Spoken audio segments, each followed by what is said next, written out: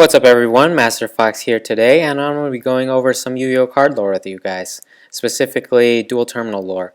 And the story that we'll be looking into today is that of Qliphort Scout. So for just an overview of the Qliphorts themselves, in case you guys didn't know, they're kind of like an antivirus for the dual terminal world. If you guys don't know, the dual terminal world is set entirely inside a computer program, so every single archetype that comes from there is kind of inside this computer world, hence the dual terminal. And so the Qliphorts are kind of like the antivirus of this dual terminal world, and they serve to kind of get rid of the viruses, which in this case is the Shaddolls. The Shaddolls are kind of the virus infecting the world at this point, and so when Winda sets the Qliphorts free, they kind of go out and try to eradicate everything that's been infected by this virus. So that kind of sets up the story of the Qliphorts and the Shaddolls. And so the Qliphorts aren't actually evil per se, they're just kind of these very mechanistic programmed software essentially used to destroy anything that's infected by the virus, and they don't really discern morally whether what they're destroying is good or bad. They don't care. They just want to eliminate the virus because that's what they're programmed to do. And so let's look at Qliphort Scout. Scout is kind of the core of the Qliphorts.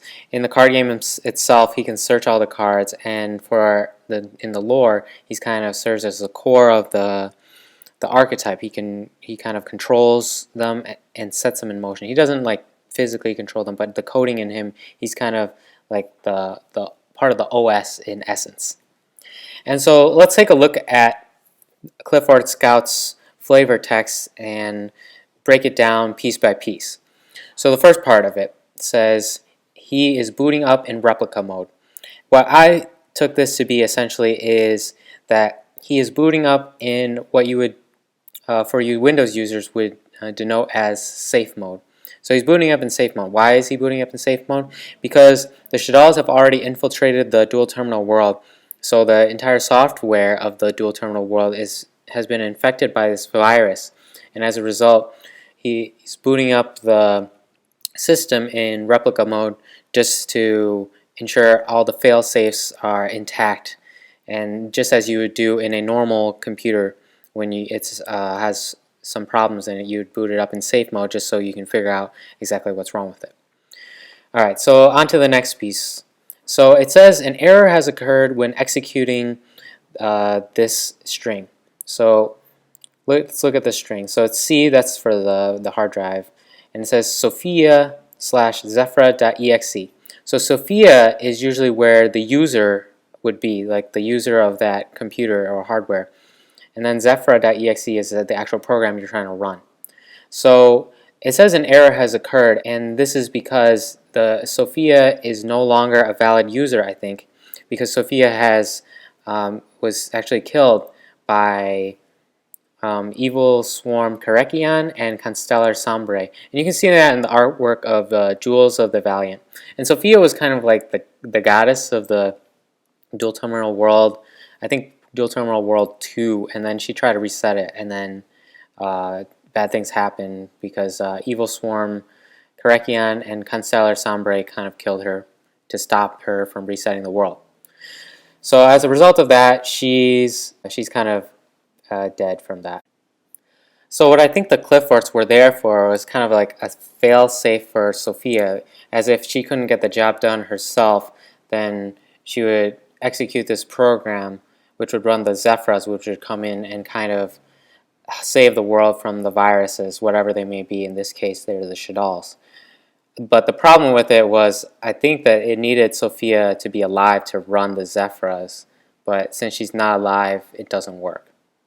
And then we look at the next line. It says unknown publisher. In other versions, it says, it also is translated as a failed attempt from an unidentified source or something like that. And what I think this is I think it's a hacking attempt or an unauthorized user accessing the program files of the Qliphorts through Qliphort Scout. And then, so we see more on this in the next line. It says, allow this string. The string is referring to the C hard drive Tierra, which is a user, which now we know is an Infernoid actually. So this is Infernoid Tierra as the user, and it's activating this Qliphort.exe, and it's asking yes or no, and then the confirmation says yes.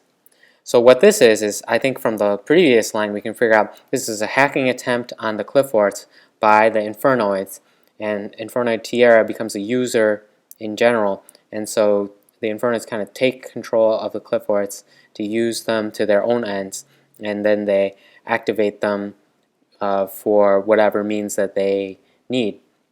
And this is interesting because Tierra is kind of the inverse of Sophia in the dual terminal world, and so in Tierra, with Sophia gone missing because she's dead, Tierra kind of takes control of the Qliphorts, and I think essentially reprograms them to his own ends.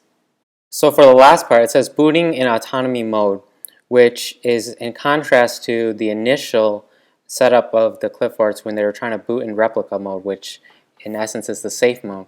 So in autonomy mode, I think it occurred as a result of the hacking of the Infernoids in executing a different sequence of programs in the Qliphorts. And so I think this is, as a result of this, they kind of are allowed to act more sentiently, but they still carry out their role in trying to essentially wipe out any of the viruses, and that includes the Shaddolls. And I think this autonomy mode might allow them to be more extreme in their effect on the dual terminal world and act kind of as vessels for the Infernoids, because this is kind of related to the Qliphorts, because the Qliphorts are kind of vessels that house the Infernoids, but now that they're more than just vessels for them, it seems that the Infernoids have taken control of the Qliphorts and are using the Qliphorts to their own ends, and that's not really clear what their own ends are, but it seems that the destruction of a lot of the other tribes is a part of the goals of the Infernoids. So in the end, I think that the Infernoids have taken over the Qliphorts and are using them to their own means, and they are allowed to do this because of the absence of Sophia. This is my theories and thoughts about the Qliphorts, mainly the story of Qliphort Scout itself.